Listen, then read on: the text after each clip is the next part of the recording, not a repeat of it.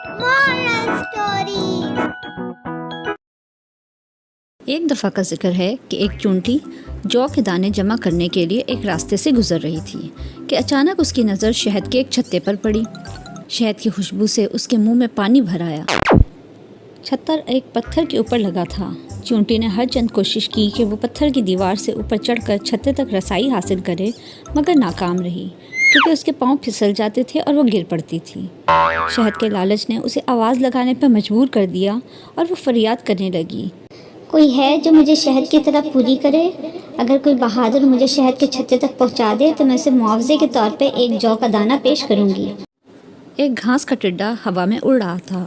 اس نے چونٹی کی آواز سنی تو اسے تنبیہ کرنے لگا، دیکھو ایسا نہ ہو کہ چھتے کی طرف چل دو، اس میں بڑا خطرہ ہے۔ چونٹی بولی۔ فکر نہ کرو، مجھے پتا ہے کہ مجھے کیا کرنا ہے۔ ٹڈی بولی۔ وہاں شہد کی مکھیاں ہیں جن کے ڈنک ہیں۔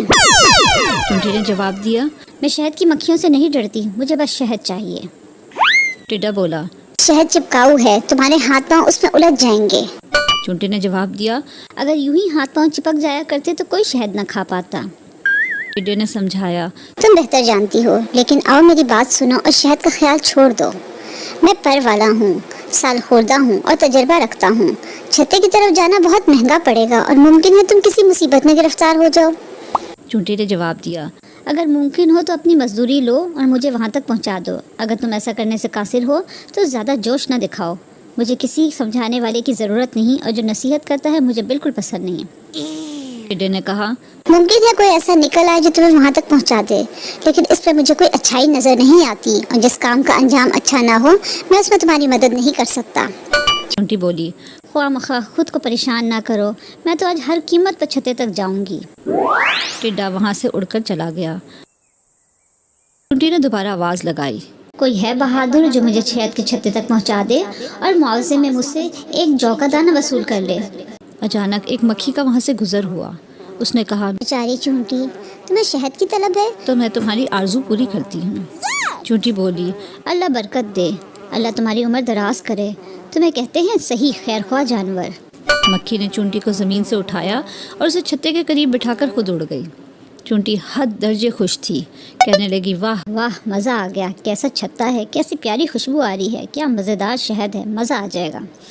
اسے بڑھ کر اور کیا خوش قسمتی ہو سکتی ہے۔ یہ ٹڈے کس قدر بدقسمت ہیں کہ جو ادھر ادھر اڑتے رہتے ہیں اور کسی بھی وقت ان کا رخ شہد کے چھتے کی طرف نہیں ہوتا۔ چونٹی نے ادھر ادھر سے کچھ شہد چاٹا اور آگے بڑھتی گئی، حتیٰ کہ شہد کے مین حوض میں پہنچ گئی اور اچانک اسے محسوس ہوا کہ اس کے ہاتھ پاؤں شہد سے چپک گئے ہیں اور اس کے لیے اپنی جگہ سے حرکت کرنا ممکن نہیں رہا۔ اس نے اپنی نجات کے لیے جس قدر کوشش کی بے نتیجہ رہی۔ تب اس نے رونا شروع کر دیا، اے اللہ، میں تو پھنس گئی، اس سے بڑھ کر میری بدبختی کیا ہوگی۔ اے لوگوں، مجھے نجات دلاؤ، کوئی بہادر ہے جو مجھے نجات دلائے؟ ہے کوئی بہادر جو مجھے اس چھتے سے باہر نکال لائے اور میں اسے 2 جو انعام میں دوں گی۔ پیشکش پہلے تھی 1 جو کی، اب 2 ہو گئی۔ اس جہنم سے نکلنے کی یہی ایک ترکیب اسے سمجھ آئی۔ عین اسی وقت ٹڈا پھر اپنے سفر سے واپس آ رہا تھا۔ اسے اس حال میں دیکھ کر ٹڈے کو بڑا دکھ ہوا۔ اس نے فوراً اس کو مصیبت سے نکالا، پھر بولا، میں نے تمہیں خبردار کیا تھا، لیکن اتنی بات ضرور کہوں گا کہ زیادہ لالچ ہمیشہ مصیبت کا سبب بنتی ہے۔ آج تو تمہارے نصیب اچھا تھا کہ اچانک یہاں پہنچ گیا، لیکن آئندہ محتاط رہنا۔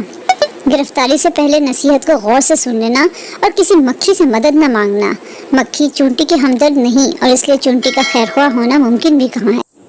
پیارے دوستوں، ہمیں اس کہانی سے یہ سبق ملتا ہے کہ ہمیں اپنے دشمن اور خیر خواہ میں فرق کرنا آنا چاہیے۔ پیارے دوستوں، اگر آپ کو ہماری یہ کہانی پسند آئی ہے تو اسے لائک اور شیئر کریں، اور مزید مزیدار اردو کہانیاں سننے کے لیے ہمارے چینل کو سبسکرائب کرنا نہ بھولیں۔